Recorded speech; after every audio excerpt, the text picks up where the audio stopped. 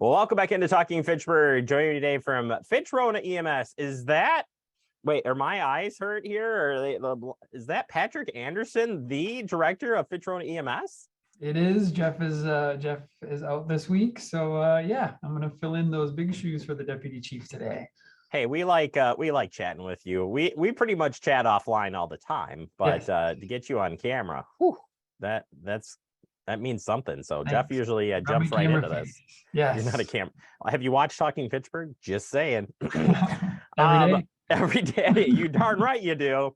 Appreciate you taking the time, Patrick. It's nice to see you. And what a great chance to catch up and find out what's happening at Fitch-Rona EMS. You guys are always busy, and it's a lot of factors and whatnot. But as we look at a department in this year, what would you say as a department update? How have things been going this year?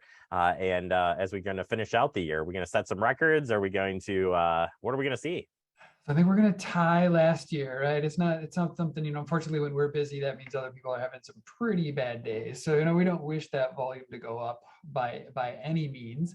But so last year, that 20 to 21 and 21 to 22, or 20 to last year, we had almost a 19% increase in calls, just an unrealistic, I know it's unrealistic, but just some crazy increase. Historically, we go back to 1977, right? So somebody somewhere kept all that data. Looking at it historically, or that average of a 45 years has been about a 3% call increase every year. So usually we're right around there, and last year was a 19% increase. Absolutely. So yeah, we rounded out last year at just about 4,200 calls, that's just a crazy amount of calls, and we are absolutely on target to hit that number again this year. Figuring that out, it's roughly about 12 calls a day. Now we have more than one ambulance, right? So we have 3 ambulances across the district. So big picture stuff, it's a very manageable number. But we see that averages to that 12 calls a day, which averages work, right? It's usually 2 or 3 calls a day, or 20 to 25 calls a day. Somewhere we're right in the middle. But we're on target this year for about the same number of calls, about 4,200 calls. Wow. We are tracking that we're out more often, all the time that those ambulances are out, we're looking at that information. When do we need to expand? As I'm sure is a hot topic here on the Fitchburg website, is the town of Madison acquisition. So is that November 1st or October 31st at midnight, right? I don't know why Halloween, that's just always usually a bad night for fire, EMS, and police. Midnight on the 31st, the 911 center is going to flip that little switch, and all those calls in that little Southdale neighborhood of the town of Madison, as the town of Madison becomes Fitchburg. That actually, based on some historical data, that will actually add another 350 calls to us next year.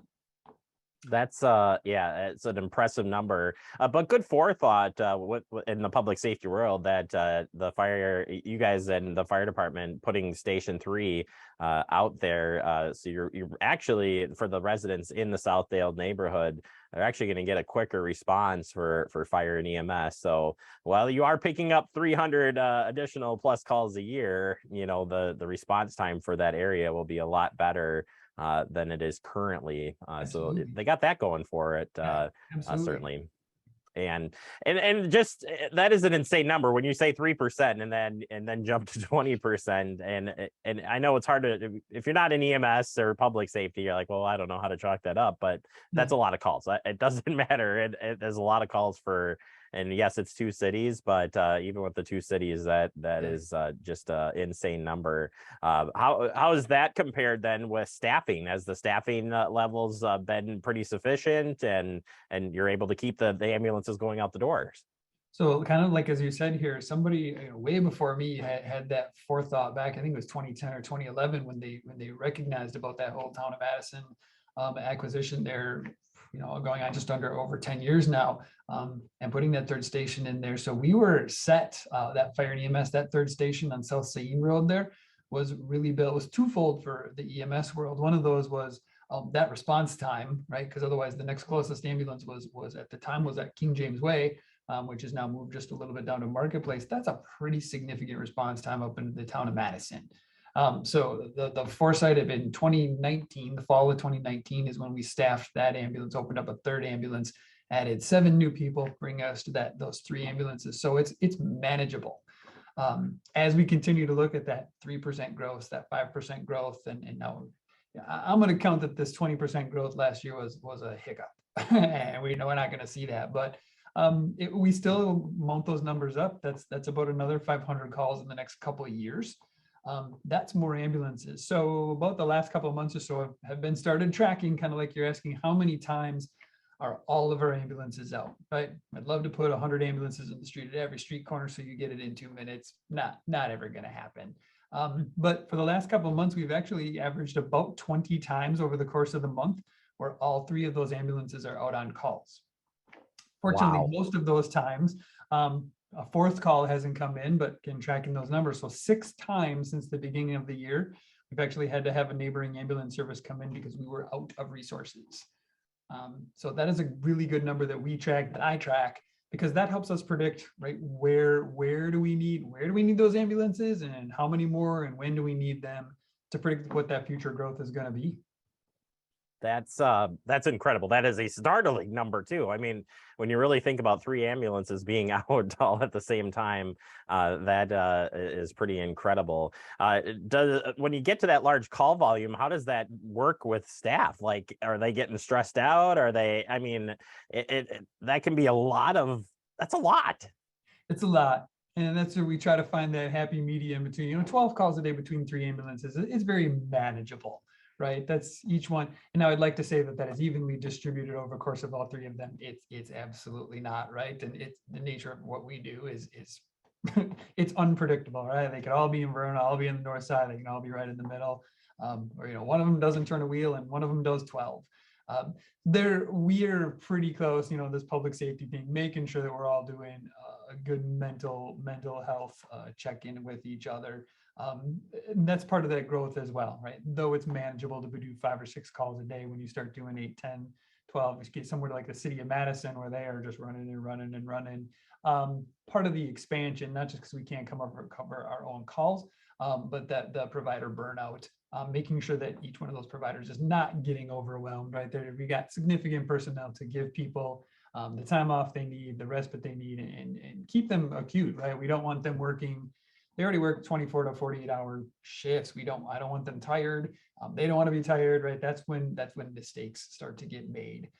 So making sure that they're on their game and they can take care of everybody at that moment's notice. So right now we're sitting at a good staffing. We, for purposes of information, we have 21 full-time medics. It takes 7 people at one station to keep an ambulance running for 24 hours. So we have 21 full-timers, myself and Jeff are the 2 administrators. We fill in here and there. And then we're currently up to about 14 part-timers. Those part-timers then pick up all those vacation hours of sick time and all those special events that we do are at the Alliant Energy Center. As your Fact TV spooling up here for football, right? So we'll have ambulances out at the football games here in Verona, big cross-country meet on Labor Day weekend, Burby Derby, right? All these special events out here in the neighborhood, we get all our LTEs out there.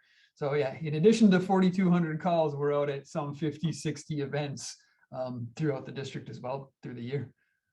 Yeah, that which is just impressive in its own. I mean, on top of running the regular ambulance, you're still out there covering events, still got to do the outreach stuff. And so like any of the other department, you are busy, and busy is good to a point. And but there's Yeah. still a lot of things that have to happen.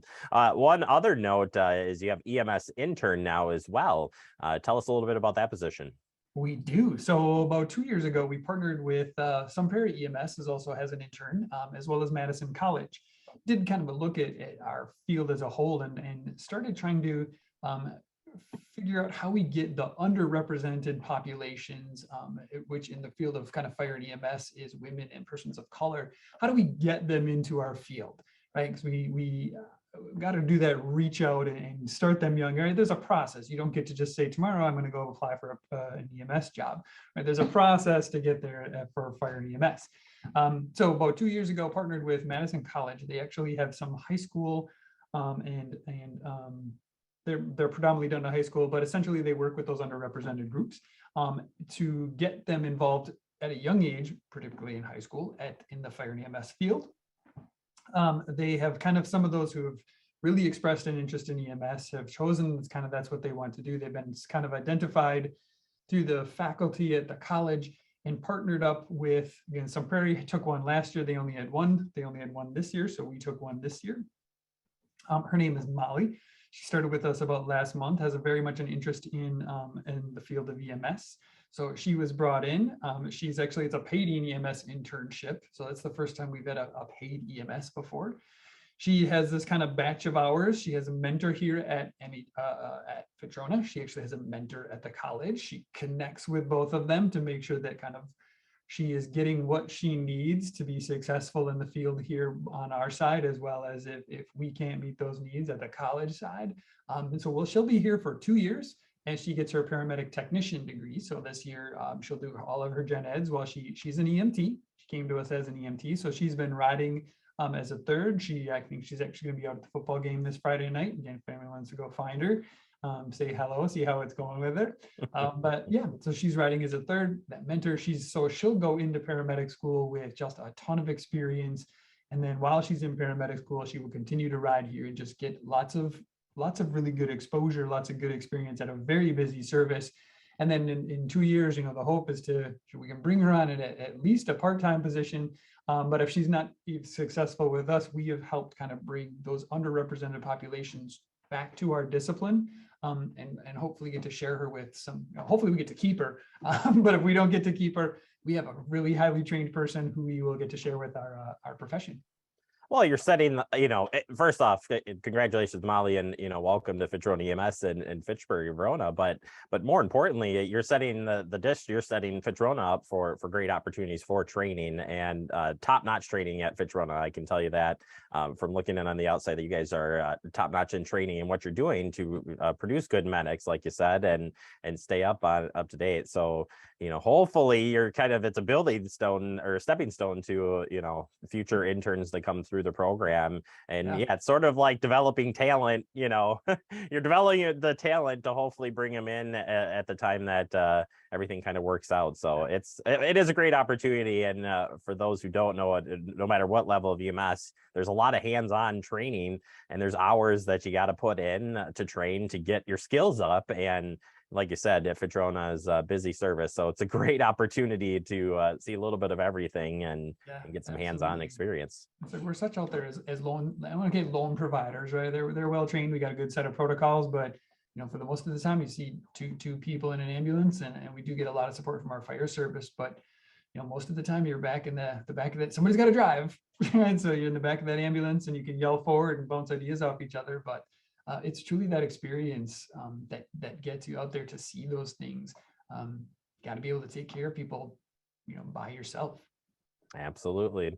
All right, Patrick, we've ran out of time. We got a good update from you. Appreciate your time as always. Stay safe out there and don't be a stranger. Come on back on the show. You did a great job. Thank you. All right. Well, and I'll try to do a couple times a year, make sure I reach out and push Jeff aside and get my smiling face out here.